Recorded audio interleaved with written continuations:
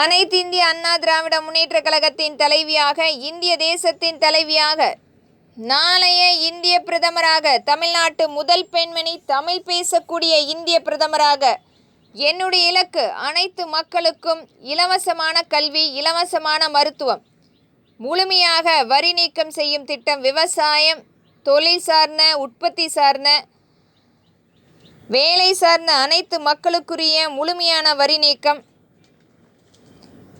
மேலை நாடுகளுக்குரிய இறக்குமதி முழுமையான வரி நீக்கம், நம்மளுடைய மேலை நாடுகளுக்குரிய பங்களிப்பாக அங்கு நம்மளுடைய தொழிற்சாலை மற்றும் நிறுவனத்துக்குரிய பங்களிப்பு, நம்மளுடைய அனைத்து மக்களுடைய வருமான வரி சான்றிதழ் இலவசமாக பதிவு செய்ய திட்டம், விவசாயம் மற்றும் தொழில் சார்ந்த உற்பத்திக்குரிய விளைச்சலுக்குரிய விலை அங்கீகார பட்டியல், நியமனம் செய்யப்பட்ட அரசே நேரடியாக கொள்முதல் செய்யும் திட்டம், நம் இந்திய பாதுகாப்பாளர் சட்டத்தின் கீழ் முறைப்படுத்தும் சட்டமாக அனைத்து இந்திய அண்ணா திராவிட முன்னேற்ற கழகம் ஆட்சி அமைக்கும் போது முறைப்படுத்தப்படும்.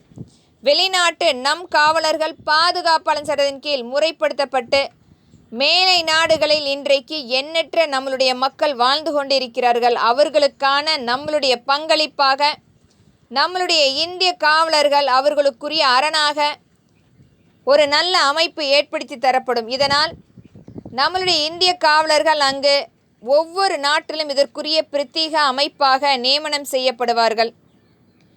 நம்மளுடைய இந்திய மக்கள் ஏதாவது குற்றங்கள் செய்தால் அதற்குரிய கைது மற்றும் தண்டனைக்குரிய அனைத்தையுமே நம்மளுடைய இந்திய தேசத்துக்குள் அவர்களை ஒப்படைக்கக்கூடிய நம்மளுடைய இந்திய காவலர்களாக இவர்கள் நியமிக்கப்படுவார்கள். இதனால் அம்மக்களுக்குரிய ஒரு நல்ல அரணாக வரும் காலங்களில் அதற்குரிய ஒரு நல்ல திட்டமாக அமைத்து தரப்படும்.